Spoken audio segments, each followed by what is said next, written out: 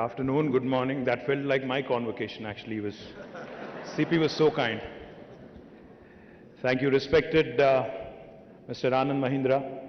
Thank you, sir, for gracing us with your presence, the Chancellor of this university, the Vice Chancellor, the guest of honor, Sri Krishna Ella Garu, Dr. Krishna Ella, CP Gurnani, my dear friend, Vineet Nayarji, Honorable Principal Secretary Jayesh Ranjan, to all the dignitaries on the dais, to the faculty, to the staff, to the non-teaching staff, to the proud parents, and most importantly, to all the graduating students, thank you very much for inviting me and thank you very much for having us here.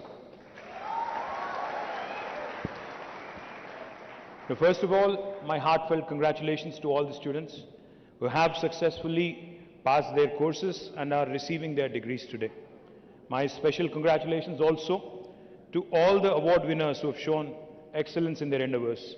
Amongst the private universities that have been set up in the state of Telangana, Mahindra University occupies a place of pride. The Mahindra Group is reputed for business excellence in diverse fields, and there is no doubt that the university is also run with the same passion and commitment in achieving excellence and in making all the students lifelong votaries of excellence in whatever they do. Mr. Anand Mahindra himself embodies another very important virtue, which is that of compassion. In fact, when he was speaking, I was listening in very intently. Now, when he talked about a combination of art and science and what he wants to bring about in Mahindra University, eventually a blend of both. I remember a conversation that I had with a friend of mine.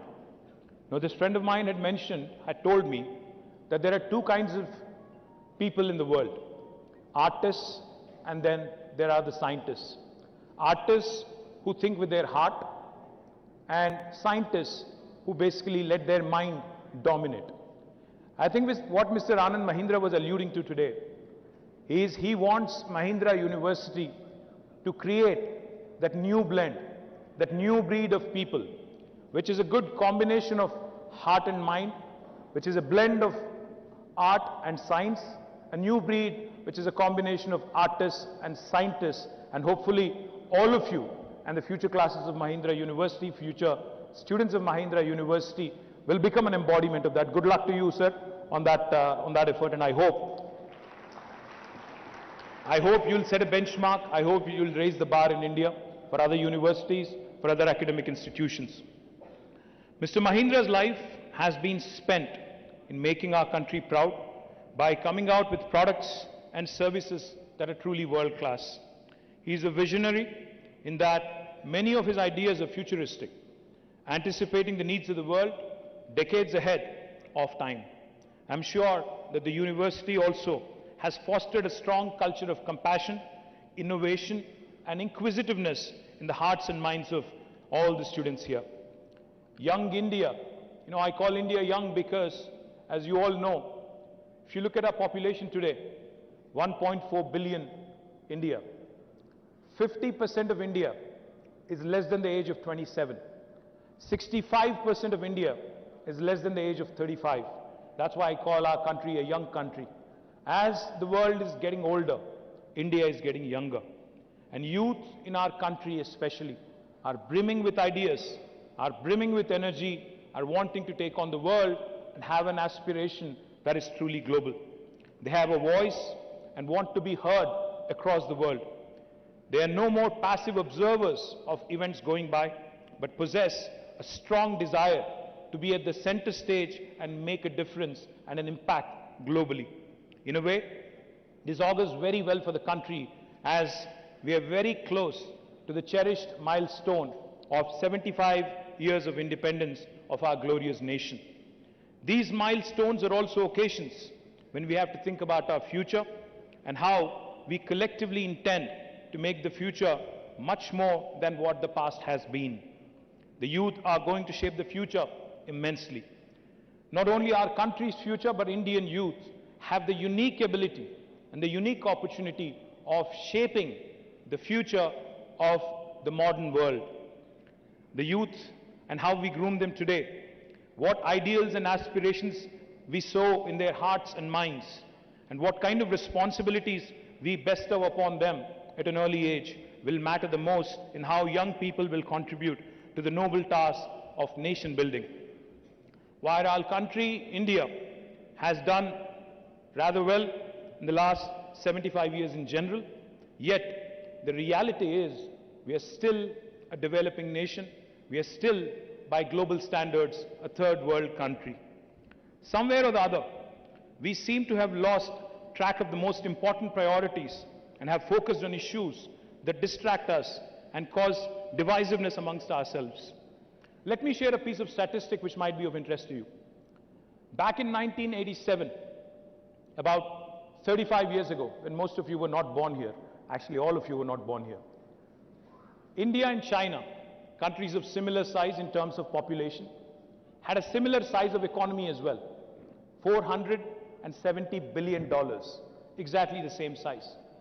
But cut to 35 years later, today China is at $16 trillion GDP and India is only at $3 trillion. And we still keep dreaming the 5 trillion dream. Now, I don't want to point fingers. I don't want to say anything which is political, but I have to say this. I think the future of India will augur well for us if we are not distracted from economics. You know, politics can wait. It can happen once every 6 months in 5 years. But the remaining 4.5 years, I think the nation, its polity, its political leadership, in fact, has to remain focused on economics, on creation of employment, on issues that really matter to our future. While the politicians of this country are largely to be held accountable for their inability to arrive at a consensus on national priorities and then devoting their energies in achieving them, we also cannot ignore a sense of apathy amongst the general population in allowing things to come to such a state. Amongst many of the perceived problems about India, one that is commonly noted is that the brightest minds, implying all the people like you, are working endlessly to solve the problems of the rich, while completely ignoring the problems of the poor. As I mentioned, hardly anyone has focused on building houses and toilets for the poor, but there are hundreds and thousands of bright engineers and architects who are constructing villas in gated communities for the rich. It is time that we also change our lopsided priorities and ensure that the task of nation building remains supreme for everyone. While we all speak about India as one nation, which it is, we should also accept another reality, that within our country of India, there are 28 different Indias, meaning there are 28 states within India which are extremely diverse and have their own levels of development. There are few states today who have focused on good governance, balancing the priorities between welfare, development, have designed people-centric programs, and have implemented all their ideas and goals with perfect execution. I feel very proud to share with you that our young state of Telangana today has become a role model state in the country for the rest to emulate. I know that students of Mahindra University come from different parts of the country, but I would encourage all of you to look at the opportunities that are available in Telangana, in Hyderabad. Telangana is the champion state in promoting innovation and entrepreneurship amongst the youth. Like no other government of the day, our state has invested heavily in creating world-class institutions where young minds who have the passion to make a difference are encouraged in every possible way to make their dreams a reality.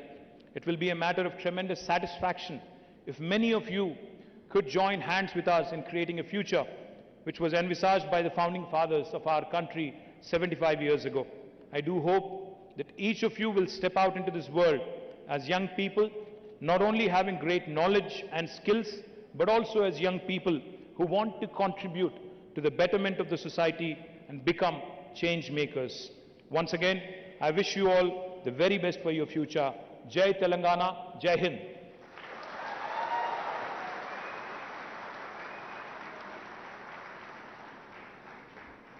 Thank you. Fearless.